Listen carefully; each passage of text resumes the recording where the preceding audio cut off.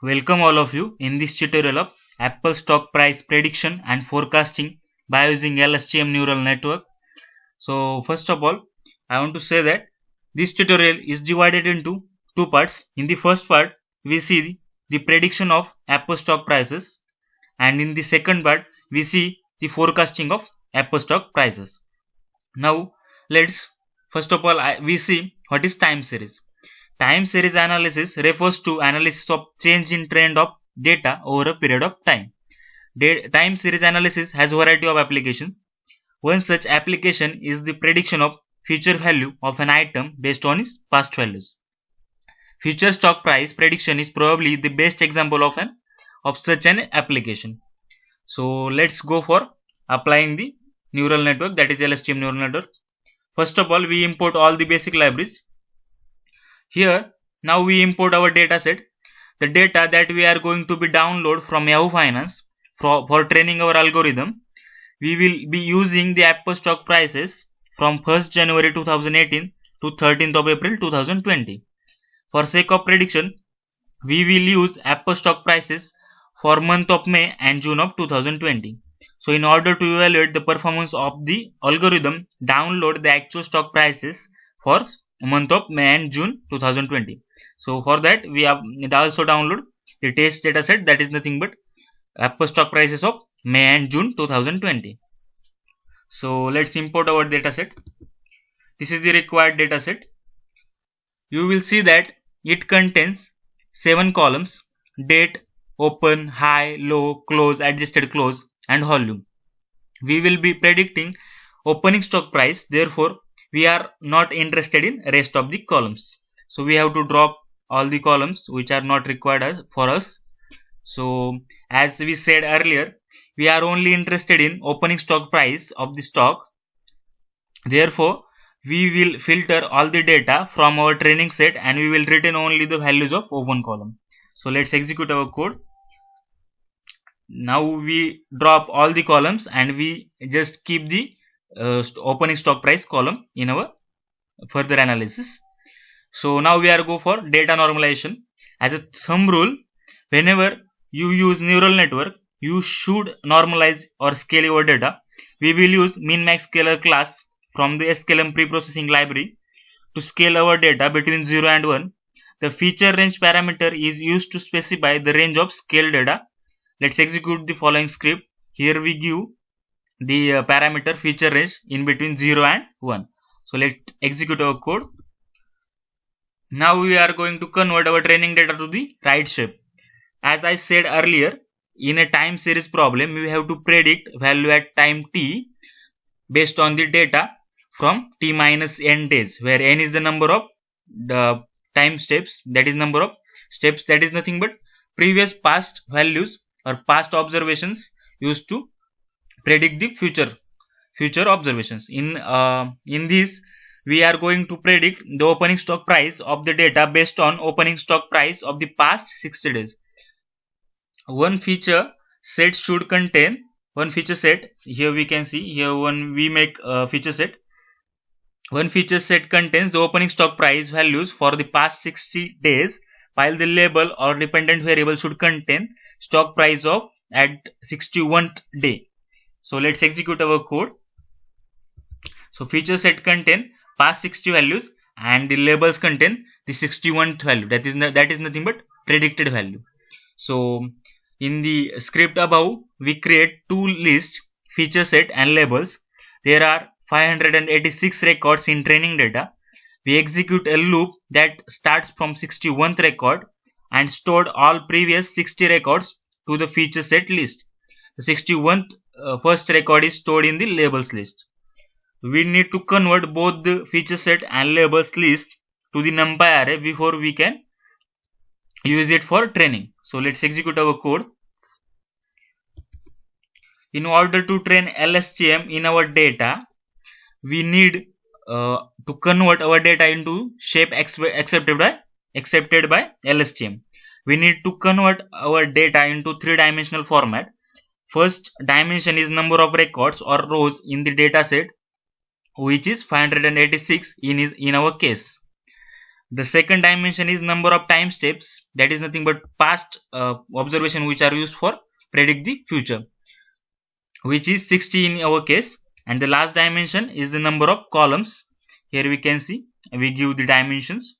First dimension is all rows, second dimension is nothing but number of time steps, and third dimension is number of variables, that is nothing but number of features.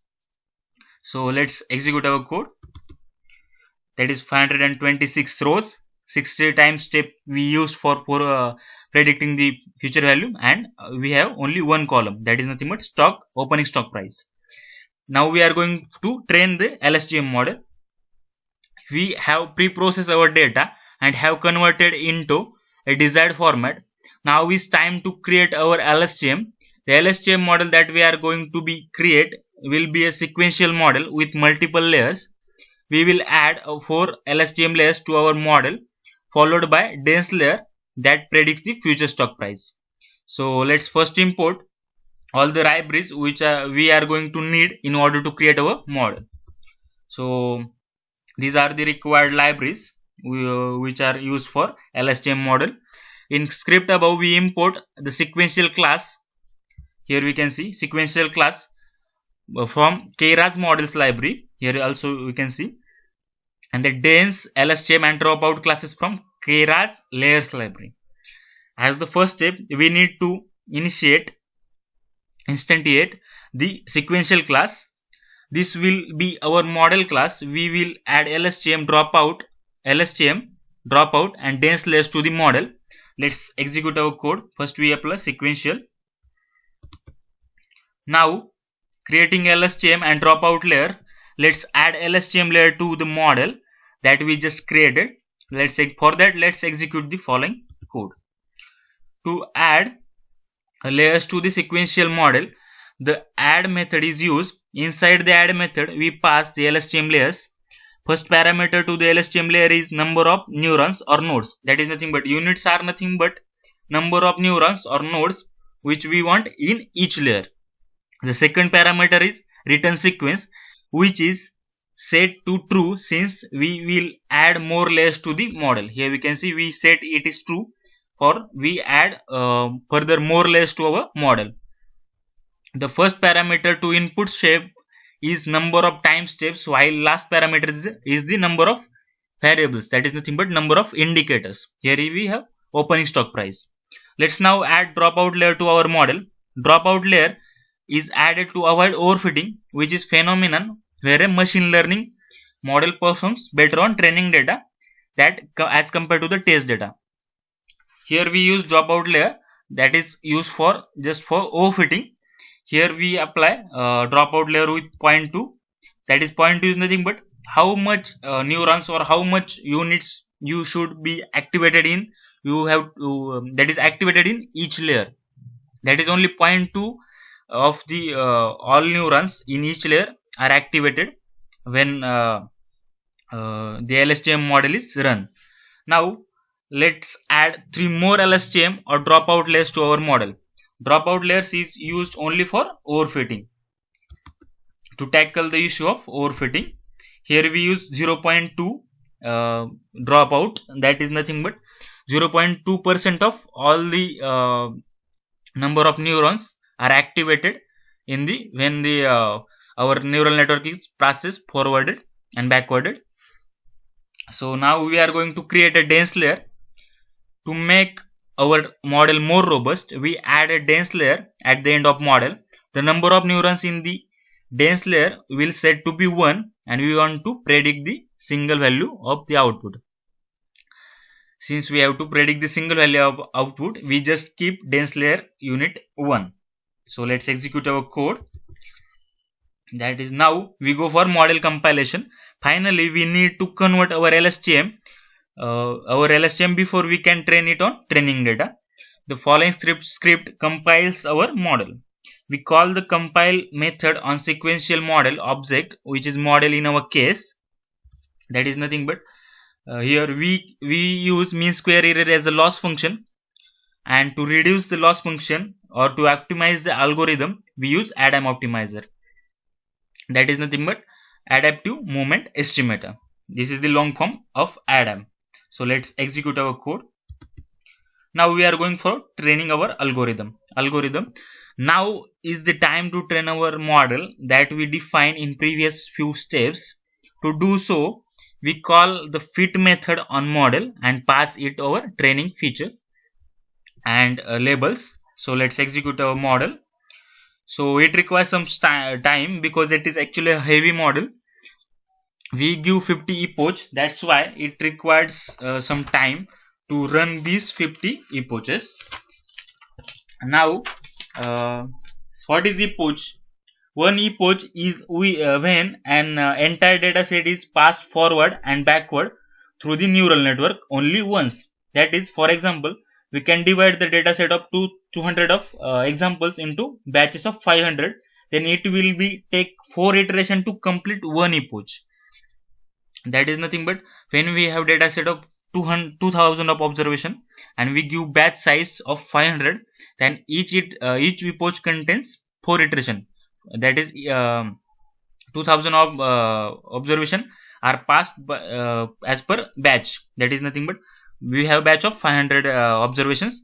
We passed it from each epoch. It requires 4 iteration because our batch size is 500.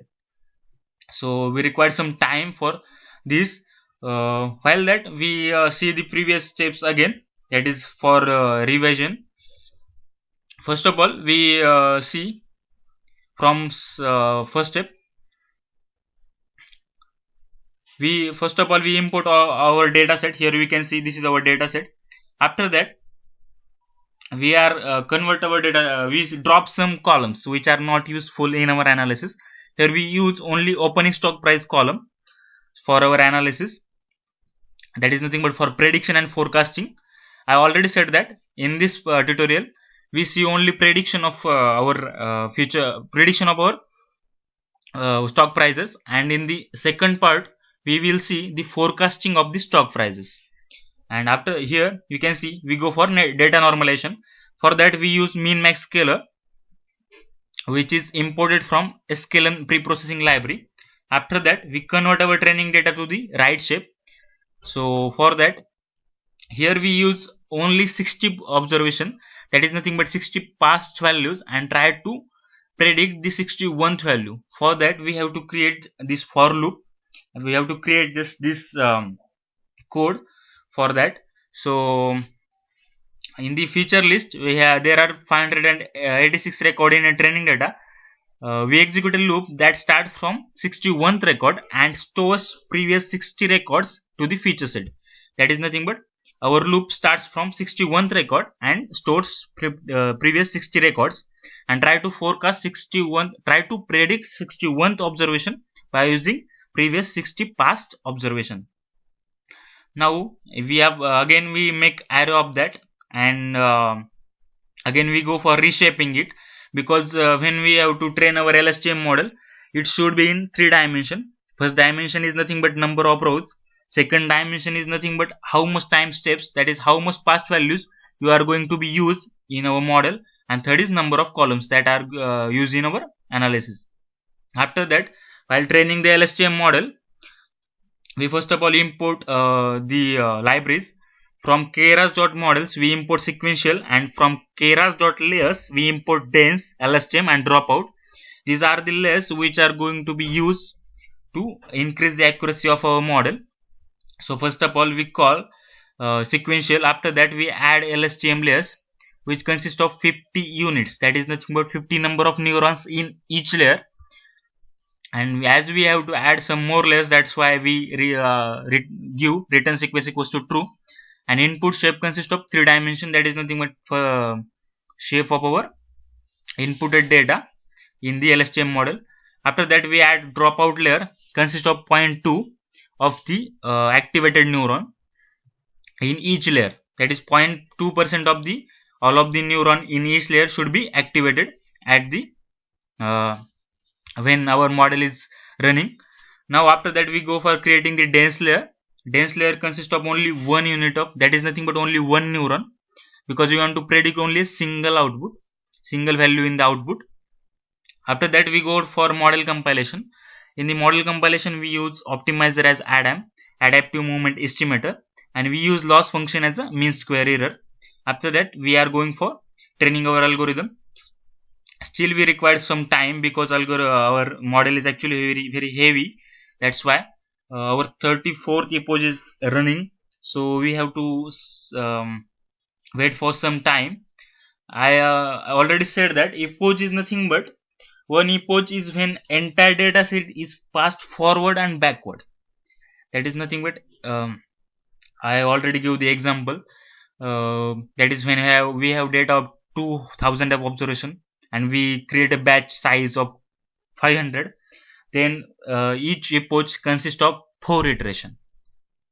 What is batch size? Batch size is nothing but total number of training observation present in a single batch. That is nothing but total number of observation we have to pass when one epoch is running.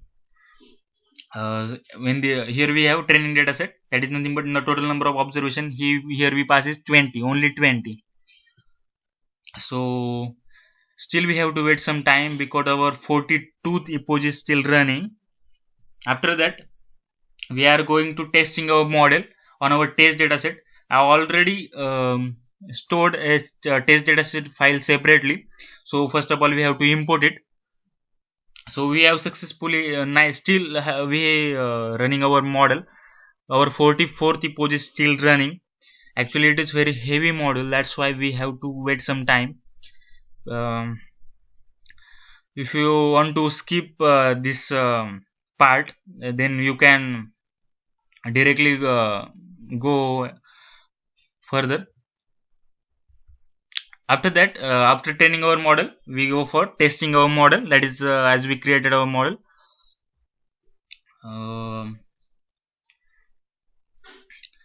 So our model is still running. So we have to wait for some time. Our 49th epoch is running. Our last epoch is still remaining. So 50th epoch is still running. So we have to wait for some time. Now our model is executed. Now we are going to for testing our LSTM. We have successfully trained our LSTM. Now is time to test the performance of our algorithm on the test set by predicting the opening stock prices for the month of May and June 2020.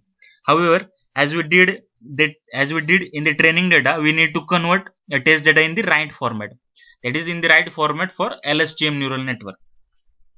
So let's import our test dataset.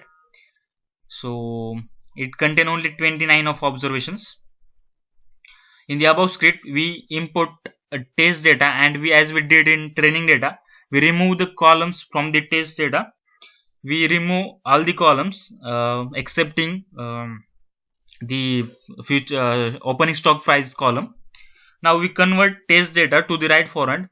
For each day of May and June 2020, we need our future set to contain opening stock prices for previous 60 days and for the first May. If you want to predict the first May stock price, then we require previous 60 observation. That is nothing but observation from March and April. We need the stock prices of previous 60 days. To do so, we need to concatenate our training data and test data before pre-processing. Execute the following script to do so. Here we concat our training and testing data. Now let's prepare our test inputs. The inputs for each day should contain the opening stock price for the previous 60 days. That means we need opening stock prices for the 29 test days for the month of May and June 2020. The 60 stock prices from the last 60 days of the training set. Let's execute our code.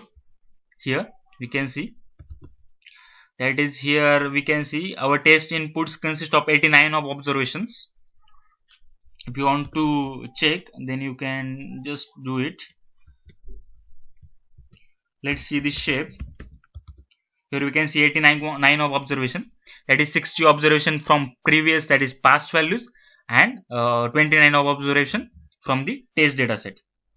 Now we are going to reshape our test input. So we scale our data. Now let's prepare our final test input set. Will contain previous 60 stock prices for month of May. Let's execute our code here.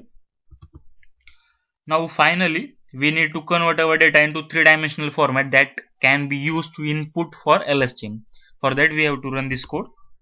Contain 29 of rows, and we have to use 60 previous observations and containing only one column. So now we are going for making prediction. Since we scale our data, the prediction made by LSTM are also scale. We need to reverse the scale prediction back to their actual values. To do so, we can use inverse transform method of scalar object we created during the training. So take a look of this code. Let's execute our code. These are our predicted value for the test data set. You can see this is the array for the predicted value of our test data set. Now let's see how did our algorithm predicted the future stock price. So let's execute this code containing the graph. Here we can see this is our actually this blue line is our actual stock prices, and this red line is nothing but our predicted, that is predicted values by our model. Here we can see in the output the blue line represent the actual stock price for the month of May and June 2020, while the red line represent the predicted stock prices. You can see clearly that our algorithm has been able to capture overall trend. Here you can see our algorithm perform very well because there is no any dispersion or there is no any problem in the red line. It is actually looks like blue line, so that's why our model perform very well, and it's tried to predict the values of the test data set very correctly. So you can see our model is run very well. Our predicted value looks like some actual values. So trend of our predicted value looks like somehow actual trend of stock prices. That's why our model is run quite well. So let's go for conclusion. As a long short term memory network, that is LSTM neural network, is one of the most commonly used neural network for time series analysis. The ability of LSTM is to remember the previous information makes it ideal for such tasks. It uses stores previous information and try to predict the future information. So we saw how we can use LSTM for the Apple stock price. I would suggest that you download stocks of some other organization like Google and Microsoft from Yahoo Finance. I will give the link in the description, so you can get data from that. So you can see that how your algorithm is run on that data, that is nothing but Google or Microsoft stock prices. So this is the required code for LSTM model for prediction of the stock prices. Now in second part we are going to see the forecasting of our future values, that is nothing but how to forecast our future value that we do not have. So for that you have to see the second part of this tutorial. In the second part I will give the exact description of the forecasting of our future stock prices. So thank you all of you. Please subscribe my channel and hit the bell icon for get new videos notification. So thank you all of you. May all of you like this tutorial. So thank you.